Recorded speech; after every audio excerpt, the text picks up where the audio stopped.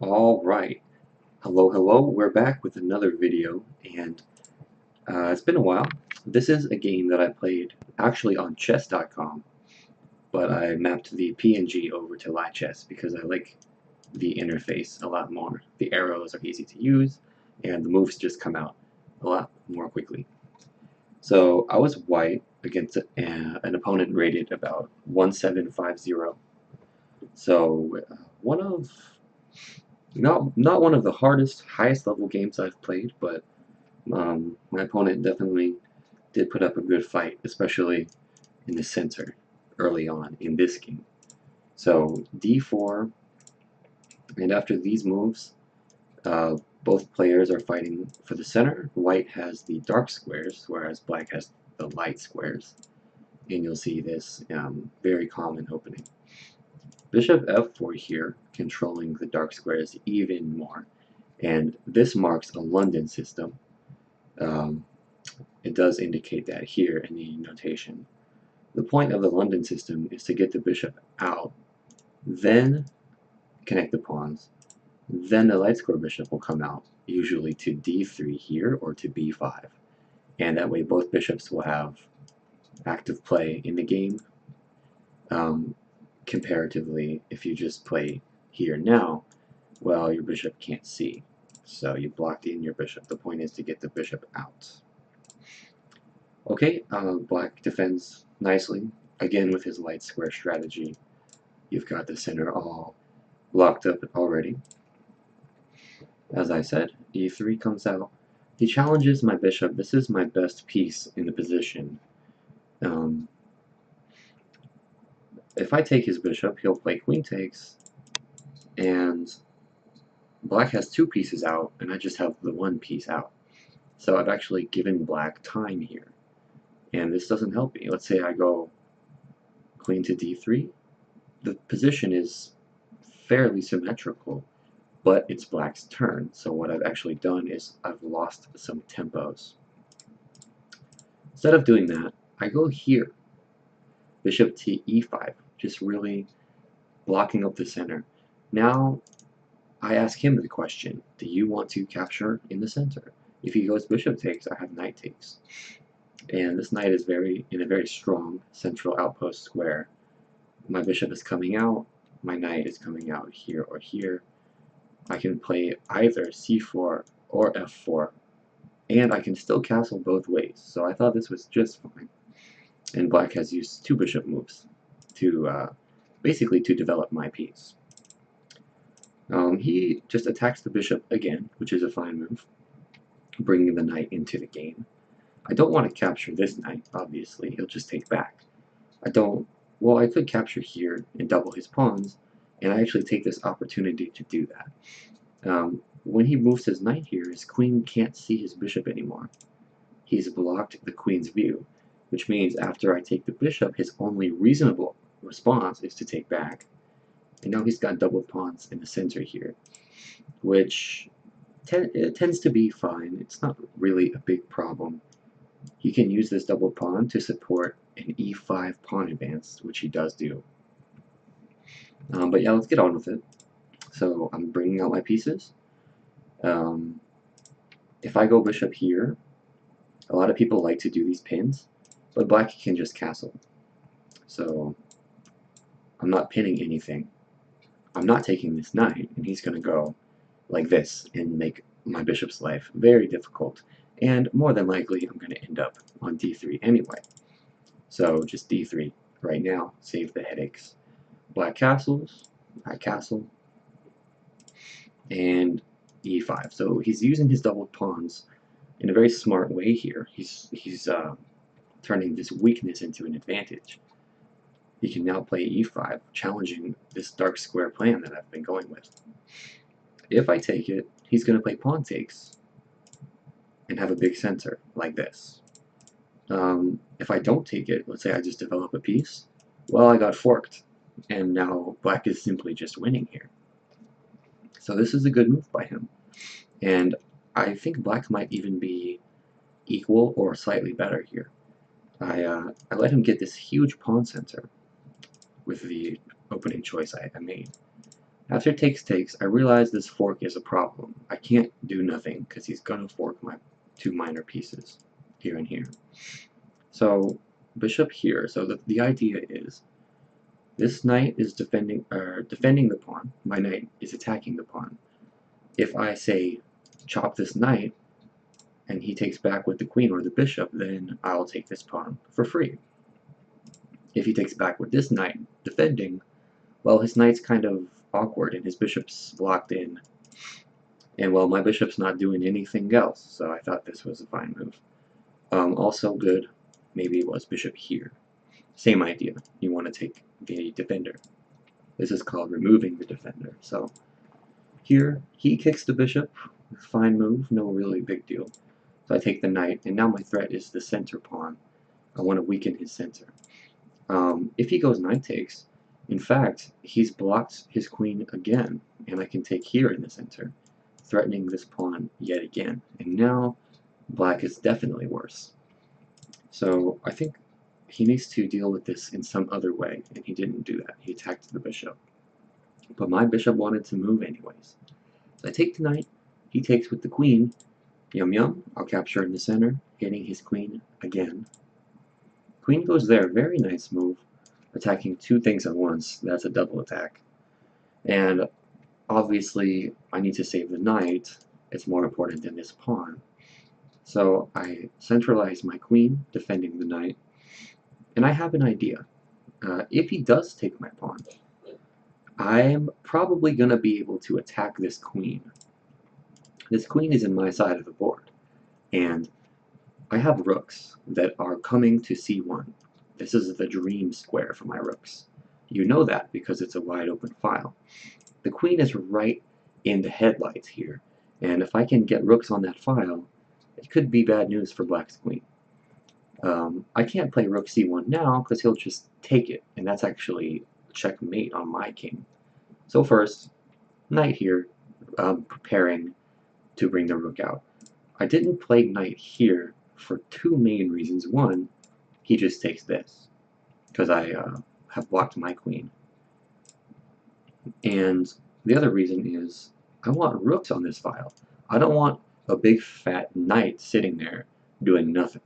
I want a rook on that file blasting down. So knight d2, bishop to e6, just very solid. I'm never going to take this pawn. He's made that clear to me. But I'm not interested in that pawn. I'm interested in what? The c file. Exactly this move here, rook c1, and his queen has to move already.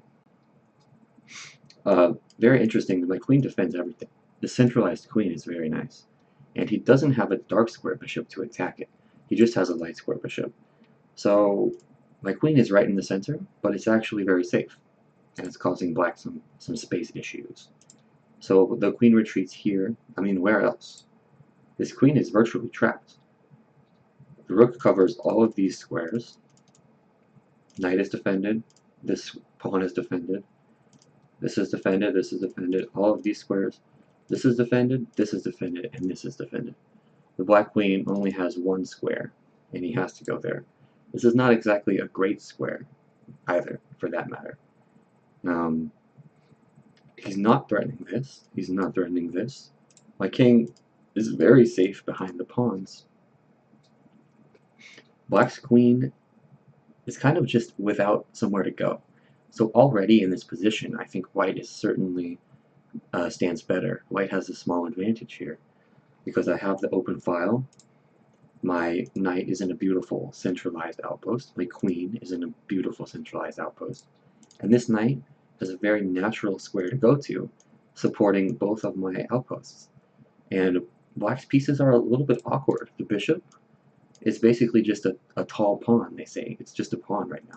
It's not using its range to any advantage. This knight is hitting... This knight might be black's best piece, protecting his king and hitting some of these squares, but it's not really causing me any problems, whereas this knight is already pressuring this pawn, for example, and there might be ideas with the knight jumping in the future. So white's certainly off to a very good advantage here in this middle game. Okay, so Alright, so black's queen has just shooed away. We don't like it in our territory. And then rook c7. So what this move does, basically, is, and I want to flip the board for this one, if I can do that.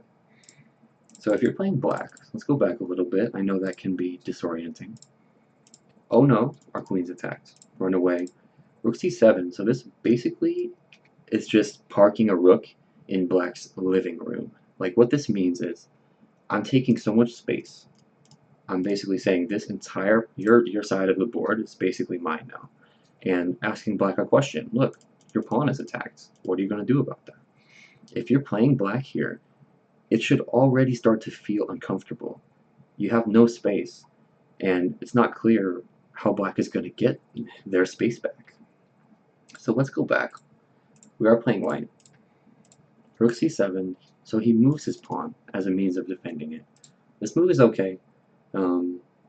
I think probably in this exact position, black's only bet is to give the pawn away and compete for the c-file, because black's pieces are just inactive. After pawn up, and I double in the c-file. Now it's very hard for black to do so, because I've got two attackers. I can bring in the queen and make what's called a, for example, that's triple battery on the c-file, and black will never really be able to take it back. Black realizes their queen is very useless there and goes to h5. This move had me a little bit worried. He's starting to look at my king a little more, and down here maybe, or here. And I can't really attack this queen, but it's not doing anything for now. So I continue with my plans. Two knights, connected knights, protecting, controlling so many squares. A very natural way to arrange the knights. Bishop g4 hits the knight again, but I'm not really worried because I've got this one protecting it backwards. So I continue with, with my plans, and already here there's a threat. So if it was white's turn, again, what would be a good move for white? In this position, I'm threatening the knight, and you might say, hang on, rook is worth more than a knight. You don't want to give that away. Let's say black does something random. Now, this knight's defending the bishop, as you can see, so if I take it, I've removed the defender of this bishop. He'll take back, and then the knight will take the bishop, and it's protected. So what happened here? We traded a rook for two minor pieces, which is a big advantage for the minor pieces. And furthermore, this pawn is not looking so happy. So this would have been a huge, huge winning tactic for white. Unfortunately, that did not happen. He didn't let me. He just takes the knight. I take back, as mentioned, blocking shenanigans here, defending shenanigans here. So knight on f3, very good piece. So rook here, again, he can't challenge the c-file. I've got all my rooks there. This is my file, and I have so much space here.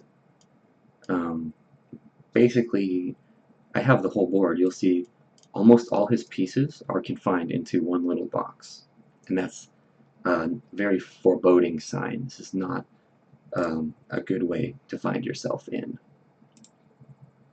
Rook f d8 defends the pawn, but it wasn't attacked. Now it's defended 3 times.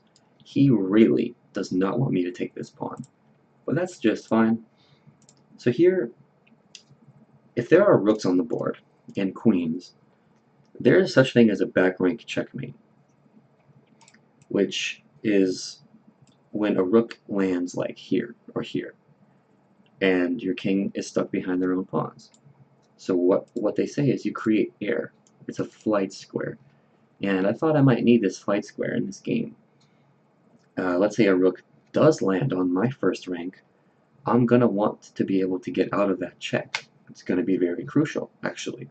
A lot of games are lost based on back rank checkmates, or at the higher levels, based on tactics, where at the end of a huge, complicated combination, a back rank checkmate is lurking, and I don't want to go out like that.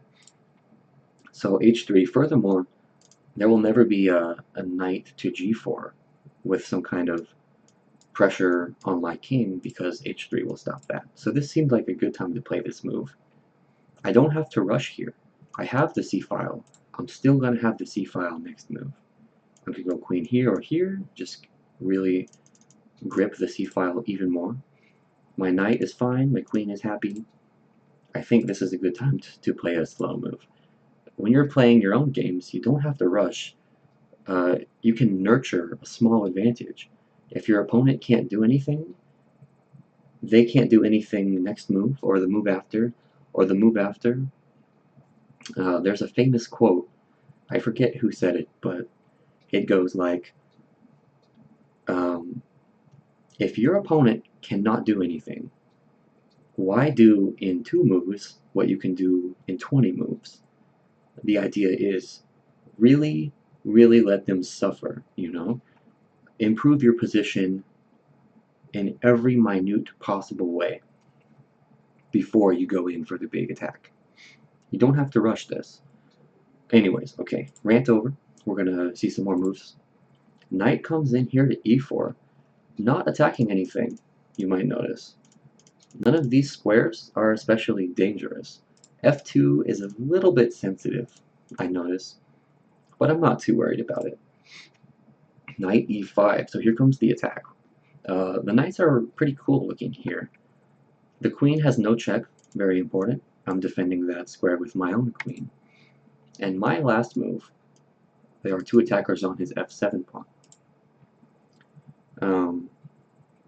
So queen here, now he's really making it obvious. He really wants to take on f2 and just checkmate my king.